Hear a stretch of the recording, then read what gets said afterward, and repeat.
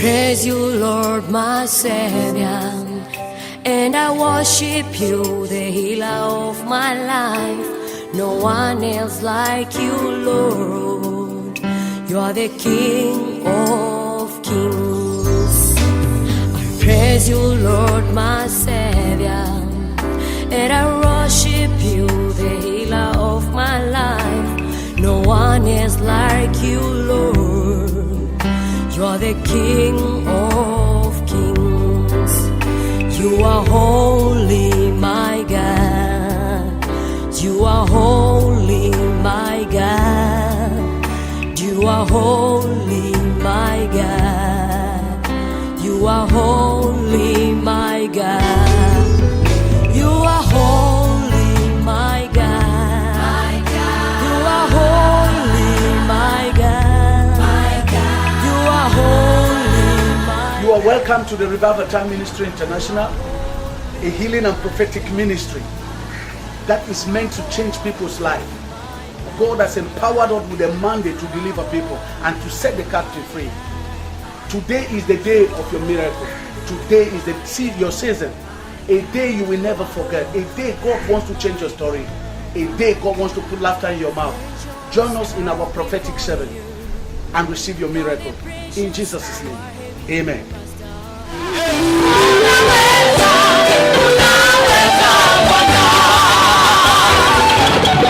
Hallelujah. Unaweza Bwana. Unatosha Yesu.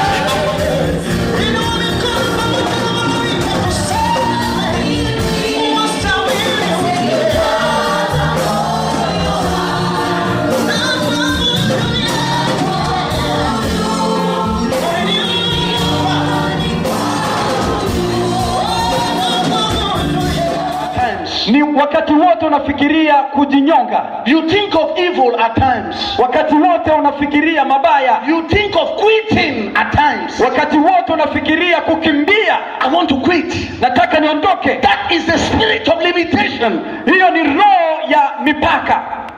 Amen. Amen. In the book of Ephesians chapter 3 verse 20. Katika kitabu cha Waefeso sura ya 3 mstari wa 20. The book of Ephesians chapter 3. Katika kitabu cha Efeso sura ya 3 mstari wa 20. Are you on that book? Je, umefika hapo? Ephesians chapter 3. Waefeso sura ya 3 verses 20.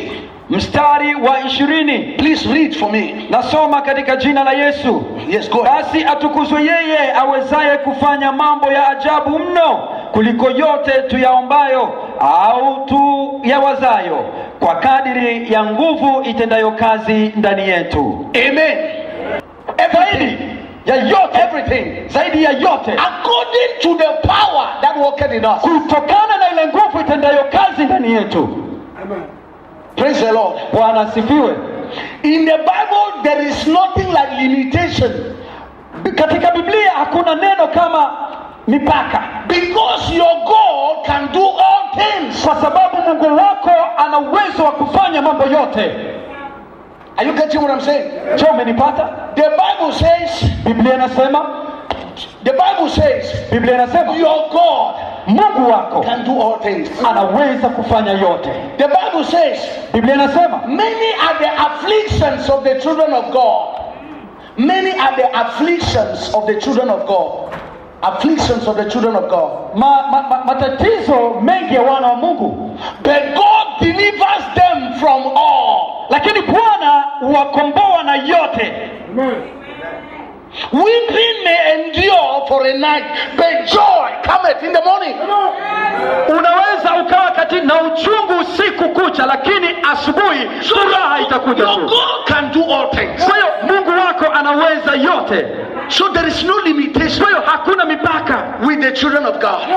Kwetu sisi wana wa Mungu. First of all, who are you? Kwanza, wewe ni nani? You are a child of God. Wewe ni mwana wa Mungu. The Bible says, Biblia inasema in Genesis chapter 1, katika kitabu cha Mwanzo 26, Mwanzo sura ya 26, mstari wa 26. and God said, let us make man. Mungu akasema acha tumfanye mtu in our image. kwa sura yetu. So you are made out of the image of God. Wewe ni umefanywa kwa sura ya Mungu. So where does limitation comes from? Kwa hiyo mipaka inatokea wapi? Why are you limiting yourself? Kwa nini unajiwekea mipaka? You are made out of the image of God. Wewe umeumbwa kwa sura na mfano wa Mungu. And the Bible says, na Biblia inasema God blessed them. Mungu akawabariki and gave them power. Na akawapa nguvu. First of all, who are you? Kwanza, wewe ni nani? You are a child of God. Wewe ni mwana wa Mungu. You are God as well. Wewe ni Mungu. Yes. Where is limitation coming from? Hiyo mipaka inatokea wapi? Where is limitation? Why is the devil bringing limitation in your mind? Kwa nini shetani analeta mipaka katika akili yako?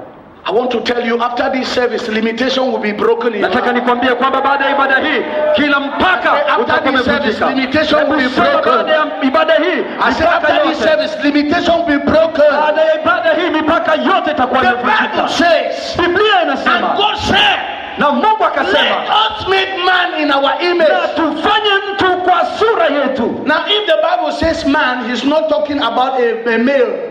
Na Biblia inaposema mtu haimaanishi mwanaume. He's talking about male and female. Inamaanisha mtu mke na mtu mume. Praise the Lord. Bwana asifiwe. Praise the Lord. Bwana asifiwe. So God made man and gave him power. Kwa hiyo Mungu akamuumba mtu na akampa nguvu. Because of the gene of God in your life. The gene of God. Gene. Kutokana na chembe za Mungu ndani yako, there is no limitation in your life. Hakuna mipaka ndani yako. Let me show you something quickly. Acha nikuoneshe kitu haraka. Luke chapter 19. Twende katika kitabu cha Luka sura ya 19. Luke 19. Luka sura ya 19 verses 1. Mstari wa kwanza. Please read. Luka 19 mstari wa kwanza. Naye alipoingia Yeriko, alipita katikati yake, na tazama palikuwa na mtu jina lake Zakayo, mkubwa mmoja kati ya watoza ushuru, naye ni tajiri. Huyu alikuwa akitafuta kumwona Yesu ni mtu wa namna gani, asiweze kwa sababu ya umati wa watu, maana ni mfupi wa kimo. Go ahead, sir. Akatangulia mbio, akapanda juu ya mkuyu apate kumwona, kwa kuwa akajua atakuja kuipitia njia ile. Naye Yesu alipofika mahali pale, alitazama juu, akamwona Zakayo. Shuka upesi, kwa kuwa leo imenipasa kushinda nyumbani mwako. Go ahead. Akafanya haraka, akashuka, akamkaribisha kwa furaha. Hata watu walipoona walimnungunika wote, wakisema, ameingia kukaa kwa mtu mwenye dhambi. Amen. Now, I want to share with you something quickly. Nataka nizungumze hili kwa haraka. Limitation is a spirit.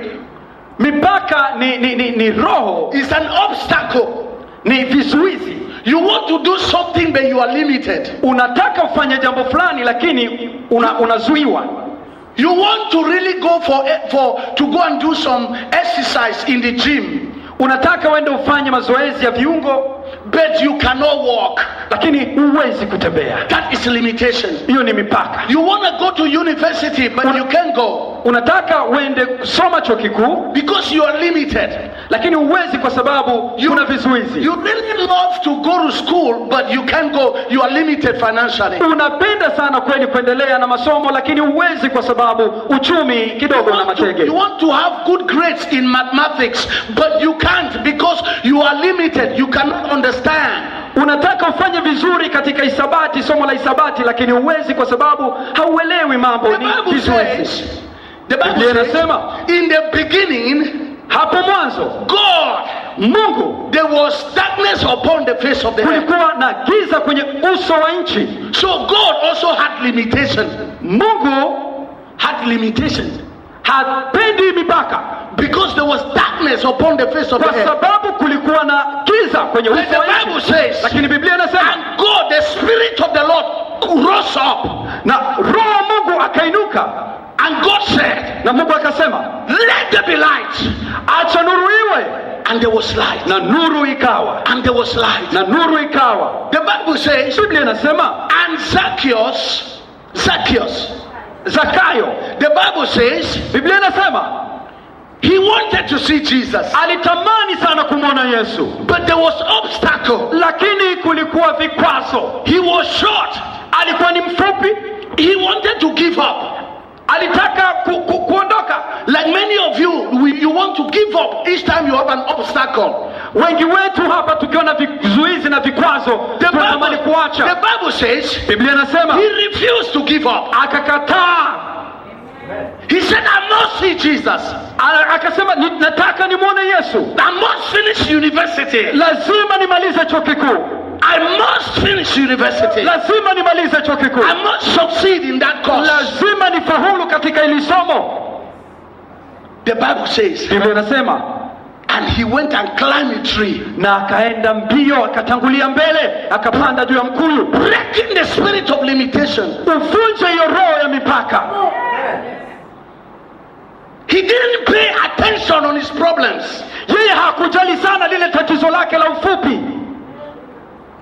He didn't call his uncle to complain. Hakumwita mjomba wake na kuanza manunguniko. Many a times we complain to people who can't help us. Mara nyingi sana tunapeleka manunguniko yetu kwa watu ambao hawana msaada Many kwetu. a times those people you complain to, they laugh at you. Mara nyingi sana hao watu ambao nawapelekea manunguniko wakati mwingine ndio wanakucheka hao. Look at, she's a child of God. Why? Look at. Hebu mwangalieni, kajisema hapa mwenyewe kwamba ni mlokole. If she's a child of God, Yeye ni mwana wa if Mungu. he's a child of God, Kama ni mwana wa why can't Mungu, his God do something? kwa nini Mungu asimtendee?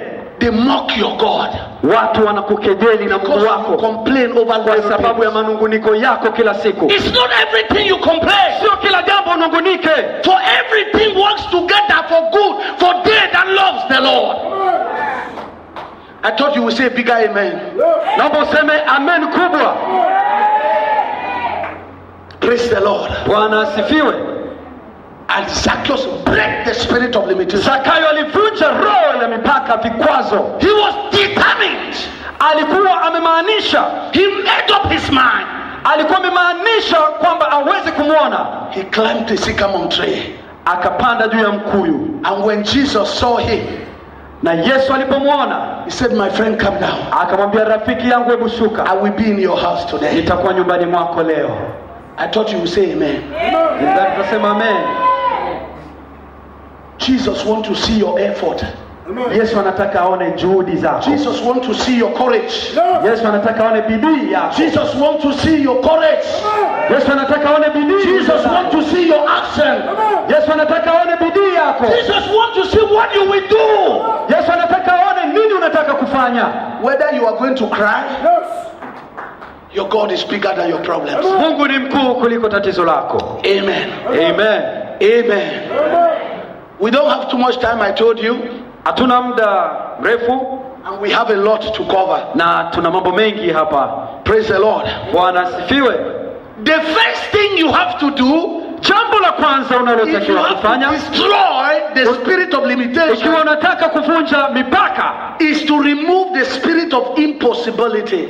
ni kuondoa ile roho ya hayawezekani. Vunja hiyo hali. There is no impossibility with children of God. Hakuna neno hilo ya kwamba haiwezekani kwa wana wa Mungu. There is no impossibility with children of God. Hakuna hilo neno haiwezekani kwa wana wa Mungu.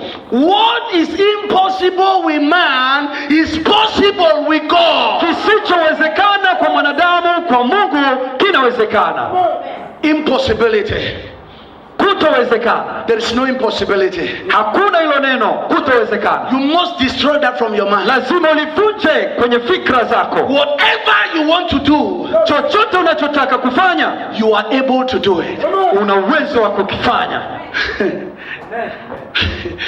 I am happy you all know Obama, the Friends of Tanzania. Na nafurahi kwa sababu wote mnamjua Obama, rafiki wa Tanzania. He was here a few months ago. Alikuwepo hapa katika miezi michache iliyopita. If Obama had told you 15 years ago that he was going to be the president, what are you going to say?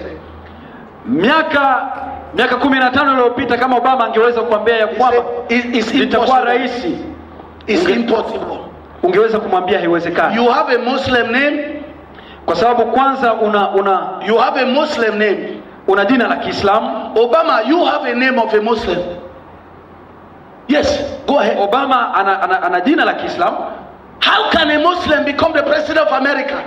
Itakuwaje Muislamu? So the devil will give you reasons why you cannot make it. Shetani atakuletea sababu kwa nini huwezi kufanikisha hilo jambo. You know you are short. Kwanza wewe ni mfupi.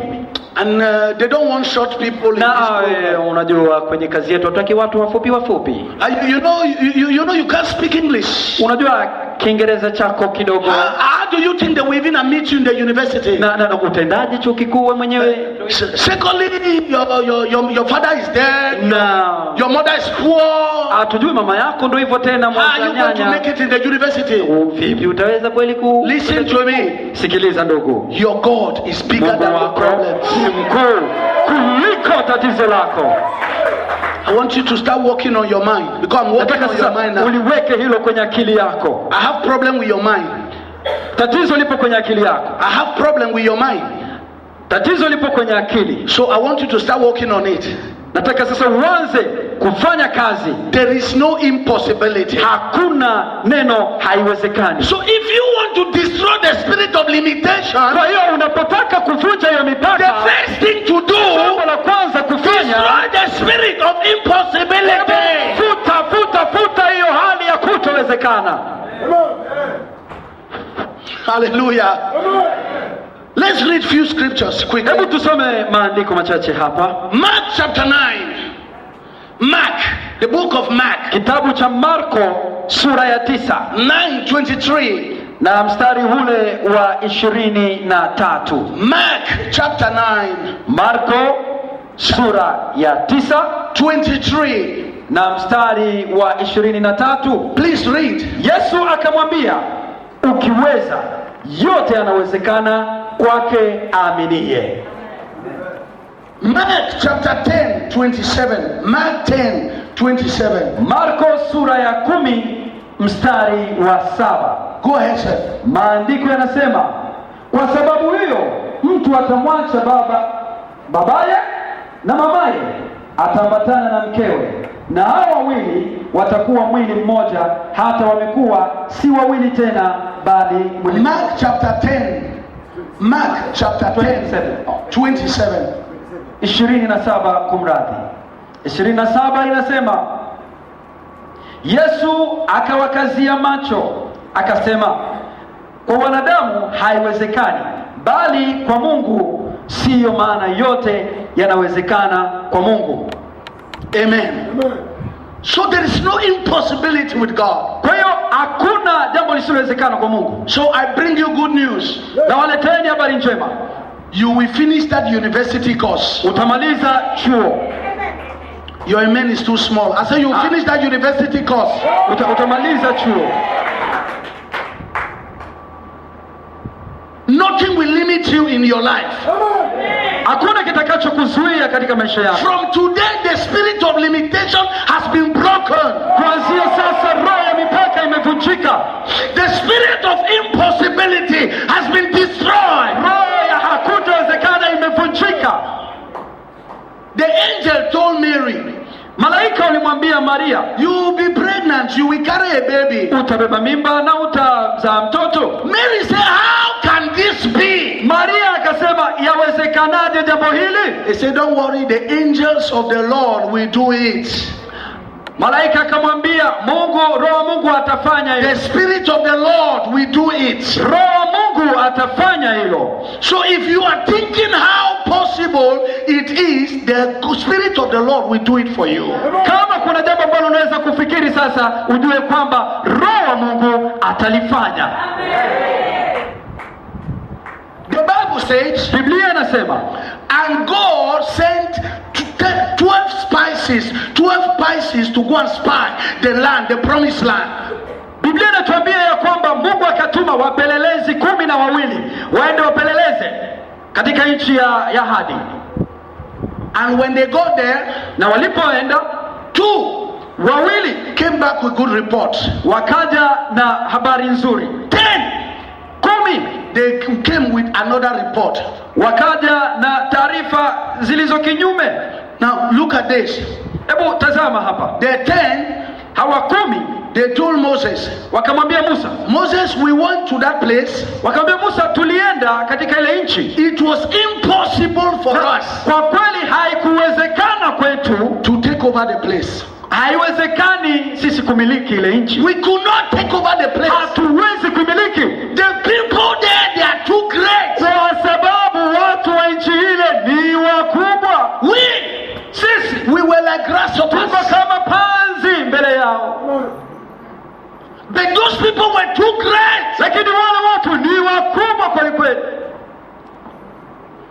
The mind, akili, fikra, the mind, mtazamo, the mind.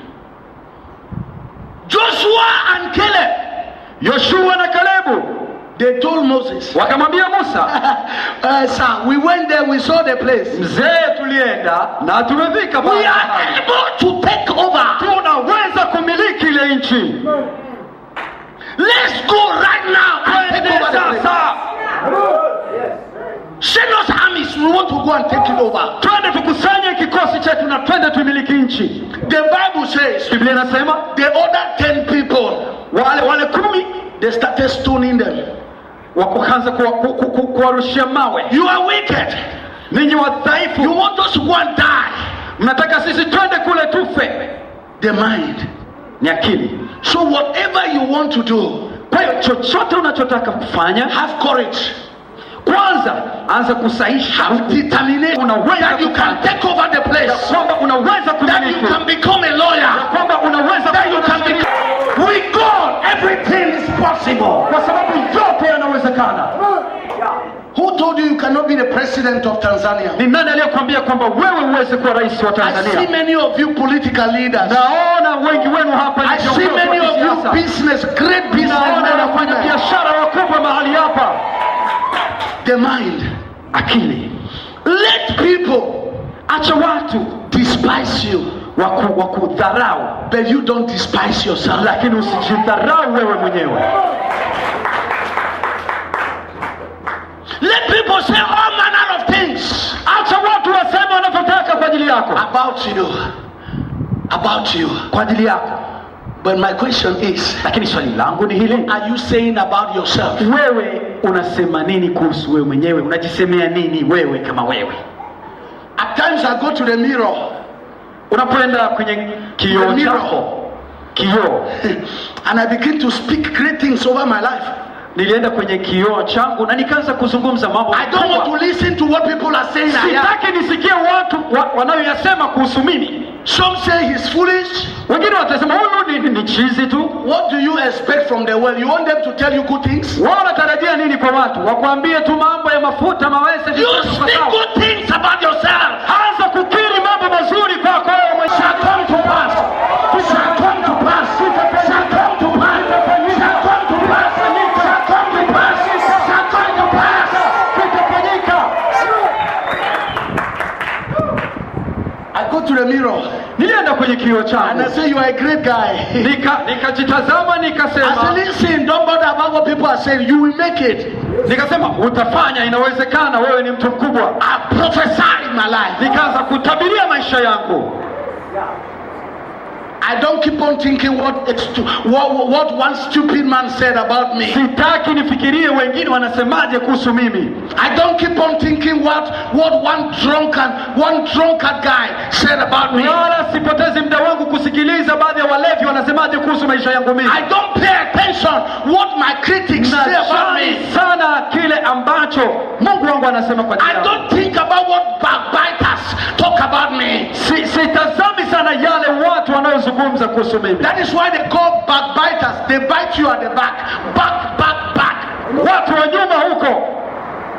Praise the Lord. Amen. Praise the Lord. Amen. Praise the Lord. Caleb and Joshua. Kalebu na Yoshua. They led the team. They went with the team. Wakaondoka na kikosi To the promised land. katika nchi ya ahadi. And they took over the land. Na wakamiliki ile nchi. They took over the land. Wakaiteka nchi. They did not listen to the report of the people. Kusikiliza wale 10 walivyosema. Breaking the spirit of limitation. Vunja roho ya mipaka. Destroying the spirit of limitation. Vunja roho ya mipaka. Praise the Lord. Bwana asifiwe. Quickly, let's wrap something up. Take your Bible. Let's read few things quickly, and then we begin to pray. Thank you. Tusome tena andiko lingine na baadaye tutaenda kusoma kuomba. Samuel chapter 17. Quickly. Kitabu cha Samueli. Samuel 17. First or second? First Samuel chapter 17. Samueli wa kwanza sura ya 17. And verses 4. Mstari wa 4. Please read. Ndipo akatoka shujaa katika kambi ya Wafilisti aliyeitwa Goliati wa Gathi, ambaye urefu wake ulikuwa mikono 6 na shibiri 1. Go ahead. Alikuwa na chepeo ya shaba kichwani, tena amevaa darii ya shaba, na uzani wake ile darii ya shaba ilikuwa shekeli 5,000 za shaba. Go ahead, sir. Tena amevaa mabamba ya shaba miguuni mwake, naye alikuwa na mkuki wa shaba katika mabega yake, na mti wa fumo lake ulikuwa kama mti wa mfumaji, na kichwa cha mkuki wake kilikuwa shekeli 600 za chuma uzito wake. Go ahead, sir. Na mtu aliyechukulia ngao yake akatangulia, naye akasimama akawapigia kelele majeshi ya Israeli, akawaambia, mbona mmetoka kupanga vita? Je, mimi si Filisti, nanyi si watumishi wa Sauli? Jichagulieni mtu akanishukie mimi. Verse what verse are you? Verse 8. Verse 8, go ahead. Kama akiweza kupigana nami na kuniua, sisi tutakuwa watumwa wenu, nami nikimshinda yeye na kumuua, ninyi mtakuwa watumwa wetu na kutumikia. Yule Mfilisti akasema, na yatukana leo majeshi ya Israeli, nipigeni mtu tupigane naye. Nipeni mtu tupigane naye. Praise the Lord. Now listen to me, children of God. Nisikilizeni wana wa Mungu. I want us to run through this very fast. Nataka tuyapitie haya haraka haraka, and then we rise up on our feet and we begin to pray. Na baada ya muda mfupi tutaanza kuomba. There are a lot of things that will help you to break the spirit of limitation. Kuna mambo mengi ambayo yatakusaidia kuweza kuvunja roho ya mipaka. One is you must remove impossibility from your mind. Kwanza, haiwezekani ifutike katika akili yako. Another thing that will help you, na jambo lingine litakalo kusaidia, is to remove fear. Ni kuondoa hofu. Fear, uoga. How am I going to pay the tuition fee in the university? Nitalipaje hizi ada ya chuo? How am I? Who is going to take my CV to the office of the prime minister to give me a job? Ni nani atakayenipelekea CV yangu kwa waziri ili niweze kupata kazi? The story of David and Goliath, habari hii ya Goliath na Daudi, it shows that you can defeat the biggest giant in your life. Inatuonyesha kwamba unaweza kupambana na wale majitu wakubwa katika maisha yako. Right now as I'm talking to you, ninavyozungumza na wewe sasa, whatever is the serious challenge in your life, chochote ambacho is like Goliath, chochote kinachosababisha changamoto katika maisha yako ni kama Goliath. But you can defeat that challenge. Na wewe lazima ukabiliane na hiyo. I say you can defeat that challenge. Unaweza kuishinda. If they tell you all the kind of weapons that Goliath was wearing, wakikutajia zile silaha zote ambazo alikuwa amezibeba Goliati, do you think it was possible for David to challenge Goliath? Je, unadhani kwamba ilikuwa ni jambo rahisi Daudi kukabiliana na Goliati? That is what the devil do. Na hayo ndio shetani anapofanya. He bring a picture how big your problem is. Anakuletea picha ya tatizo lako jinsi gani lilivyo kubwa, to frighten you, ili utishike, never to even attempt to solve that problem, ili usiwe hata na wazo la kuweza kudhani ya kwamba unaweza kutatua hilo tatizo. But listen to me. Lakini nisikilize. Daudi looked at how big God is, not how big the problem was. Alitazama na kuona jinsi gani Mungu alivyo mkubwa na sio jinsi gani Goliath alivyo mkubwa. Tell your neighbor. Hebu mwambie jirani yako. Tell your neighbor. Mwambie jirani yako. Neighbor. Jirani, from today, kuanza leo, from today, kuanzia leo, don't look at how big your problem is. Usitazame ukubwa wa tatizo lako. Look at how big your God is. Tazama jinsi gani Mungu alivyo mkubwa. Don't look at how big your problem is. Usitazame ukubwa wa tatizo lako. Look at how big your God is. Tazama ukubwa wa Mungu wako. So David looked at how big his God is, not how big Goliath was. Daudi akatazama ukubwa wa Mungu badala ya kutazama ukubwa wa Goliath. Praise the Lord. Bwana asifiwe. Praise the Lord. Bwana asifiwe. Praise the Lord. Bwana asifiwe. The Bible says, Biblia inasema, if you read down, ukiendelea na maandishi, the Bible says, Biblia inasema, and David went to give food to the brothers.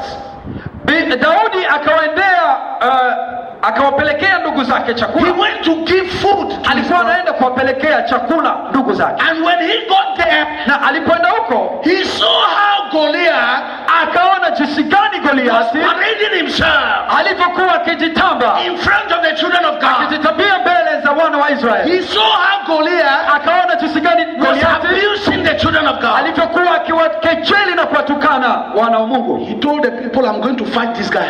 Akawaambia watu, huyu jamaa naenda kumharibu leo. When his brothers heard, kaka zake waliposikia, it was problem. Ilikuwa ni shida. Look at this useless proud man.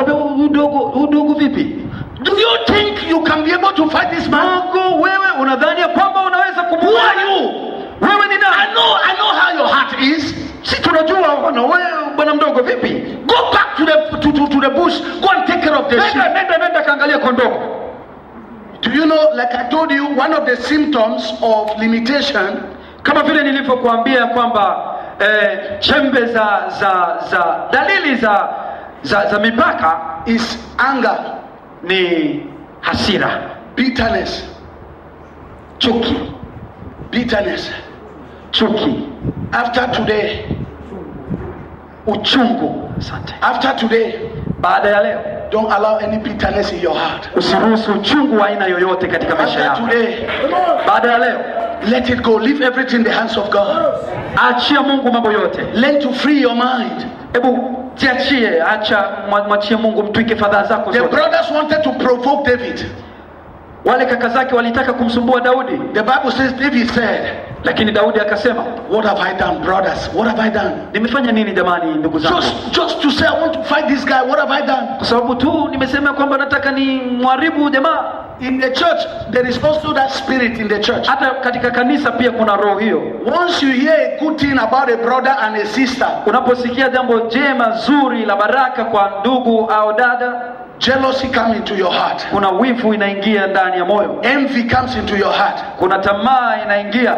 What does she think she is? Yeye ana nini? Is she the only one to go to America? Yeye tu ndo anatakiwa kwenda Marekani. When you hear your brother or your sister something good happen to him or her, be happy. Unaposikia jambo nzuri kwa ndugu yako, tafadhali furahia hilo jambo. As you are doing that, God is also blessing you. Na unapofurahia jambo la mwenzako, Mungu naye anafanya la kwako. And don't be easily provoked. Don't be easily provoked. Usiwe mwepesi kukwazika. Many of you, little things, little things, akiguswa tu kidogo basi. Gentle spirit. uwe na roho a Christian must have gentle spirit. Uwe na roho ya kutulivu, uwe mpole, mwanana. It is a fruit of the spirit. It's a fruit of the spirit. Ni moja ya tunda la roho. It's a fruit of the spirit. Pole. It's a fruit of the spirit. Ni tunda la roho. Gentleness. Gentleness. Upole. First is in Galatians chapter 5. Ni katika kitabu cha Galatia. Galatians chapter 5. Ni katika kitabu cha Galatia. Galatians chapter 5. Galatia sura 5. Verses 20. Sura 20, mstari wa 20. Verses 20. Mstari wa 20. Is there. Iko hapo. The fruits of the spirit. Tunda la roho. There is love. Kuna upendo. There is peace. Kuna amani. There is self-control. Kuna kuwa na kiasi. There is gentleness. Kuna upole. There is love. Kuna upendo. Did you see that in your Bible? Umeona hiyo kwenye Biblia? You didn't see the Bible. It's there. Kisoma Biblia yako. The fruits of the spirit. And with these people we know that truly you are a child of God. When you have the fruits of the spirit, people will know that you are a child of God. Ukiwa na tunda la roho, watu hakika watajua ya kwamba wewe ni mwana wa Mungu. Some of us we are only Christian in the church. Wengi wetu sisi ni Wakristo tunapokuwa hapa kanisani. After church, na baada ya ibada, we quarrel, we fight, tunakuwa we do things. Mambo yote yanakuwa tunafanya vyote tunapotaka. And on Sunday when you dress to go to church, they say, na Jumapili unapovaa umependeza unaenda kanisani, watu wanaanza kukonyezana. Hebu muangalie yule jamaa with that kind of character, kwa tabia zile alizonazo, eti naye anaenda kanisani. You must have the fruits of the spirit. Kwa hiyo unatakiwa uwe na tunda. When David was provoked, kwa hiyo Daudi alipokuwa ameshambuliwa, is one of the greatest problem today in marriages. Na ili pia ni tatizo kubwa katika ndoa. Women and men don't know how to respond with good words. Wake kwa waume hawajui jinsi gani ya kujibu kwa kutumia lugha nzuri. Even if your partner provoke you, respond gently. Hata kama mwenzi wako ametoa maneno makali, jaribu kumjibu kwa maneno mazuri. And that is why you have what they call self-control. Na hicho ndicho Mungu anaita kuwa na kiasi. Self-control, kuwa na kiasi, is when you are able to slap yourself. Don't talk now, keep quiet. Ni pale unapokuwa na uwezo wa kujitandika kofi chafu hili na ukageuza tena upande huu ukajinyewambia mwenyewe nyamaza. Everything you have to talk. Sio kila jambo ambalo utazungumza. Your husband provoke you, mume wako amekuchokoza. Hi darling, it's okay, it's all right. Mwambie mpenzi wangu. No sir, why you talking to me like that? Yes, why? Kwa nini unaniambia hivyo wewe? Quarrel will start, fighting will start. Kwa hiyo divorce will start. Hapo sasa ngumi zitaanza kutembea. You must have the fruits of the spirit. Unatakiwa uwe na tunda la roho. When David was provoked, Daudi aliposhambuliwa, he said, is there not a cause? What have I done? Is there not a reason for me to fight this man? Je, hakuna sababu ya mimi kumpiga mtu huyu? Nimefanya jambo gani kosa? Amen. Amen. The Bible says they went to tell Saul. Biblia inasema ya kwamba wakaenda kumwambia Sauli. David want to fight Goliath. Daudi alikuwa tayari kupambana na Goliathi. Saul called David. Na wakamwita Daudi. He said, listen, you cannot fight that guy. That guy is a giant. Wakamwambia bwana, lile ni jitu kubwa, hauwezi kupambana naye. You can't fight him. Hauwezi. He is going to kill you. Atakuua. The Bible says, Biblia inasema David had already made up his mind. Daudi tayari alikuwa I must defeat this Goliath. Alikuwa ameamua ya kwamba lazima ni muue huyo. Instant people try to discourage him. Na hata walipokuwa wanamvunja moyo, the Bible says he will run away from them. Biblia inasema kwamba alitoka akaenda kando. Listen, who you are going to be determines the kind of friends you keep. Sikiliza, vile utakavyokuwa inatokana pia na marafiki ulionao. You cannot be a football player and you are doing practice with lawn tennis players. Hauwezi.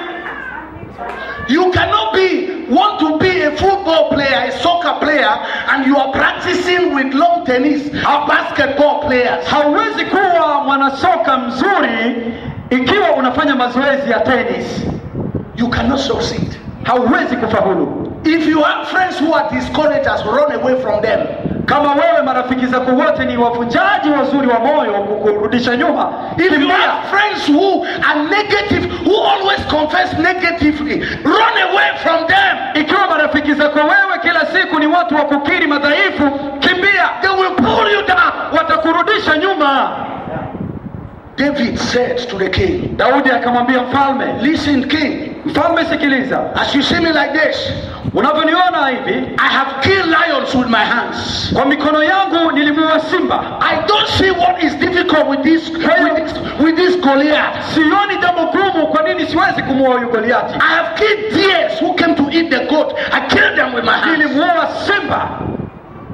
When the devil attack you, shetani anapokushambulia, tell the devil what God have done for you before. Hebu mwambie, mkumbushe yale Mungu aliyokutendea kabla. Your amen is too small. Amina yako ni ndogo sana. When the devil brings challenges in my life, shetani anapoleta changamoto katika maisha yangu, he brings it so that I will be discouraged. Analeta hayo ili kwamba niweze kuvunjika moyo. That is when I begin to tell the devil testimonies. Na hapo ndipo naanza sasa kumwambia shetani zile shuhuda ya matendo makuu aliyonitendea Mungu. Devil, you remember 1995? Shetani, hivi unakumbuka mwaka 97? I was in this same problem, but God gave me a miracle. Nilikutana na tatizo hili, changamoto hii, na Mungu akanitengenezea njia. Devil, you remember 2000? Unakumbuka mwaka 2000 shetani? The year 2000? Unakumbuka mwaka 2000? I did not have rent, but God from nowhere. Nilikuwa sina kodi ya nyumba, lakini sijui ilitoka wapi Bwana akafanya. Devil, you remember I was sick in 1994? Unakumbuka tena mwaka God miraculously healed me. Mungu akaniponya tena. Don't pay attention on your problems. Usitazame sana tatizo lako. Testify to the devil what God have done for you. Hebu mshuhudie shetani, mtangazie yale matendo makuu ya Mungu aliyotenda katika maisha yako. I thought you were going to give God a big clap of praise. Gloria a Mungu, hallelujah. And David, Daudi decided to fight Goliath. Akamua kupambana na Goliath. But there was no way. Lakini palikuwa hakuna namna. David will fight Goliath. Daudi ataanzaje kupambana na Goliath? He had a bracelet which was a metal. Alikuwa na ngao ya bracelet which was a metal. Alikuwa na ngao ya chuma.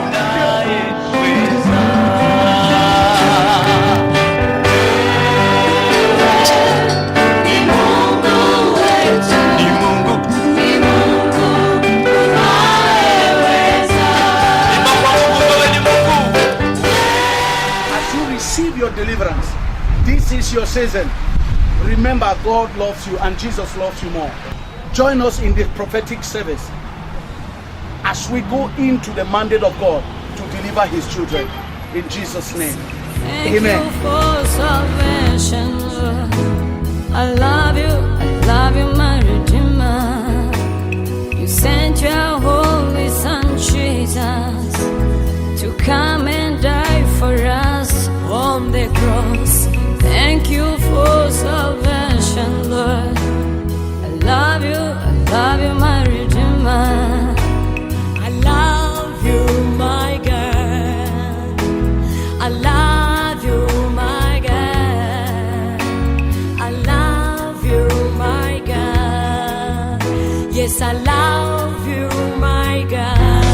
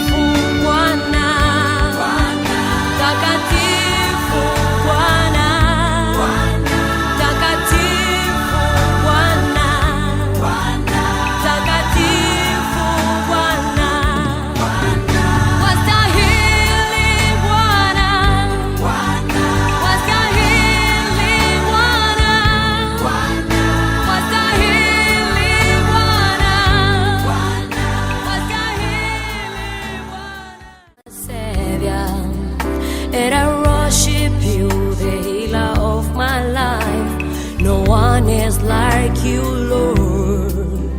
You're the King of kings. You are holy, my God. You are holy, my God. You are holy, my God. You are holy.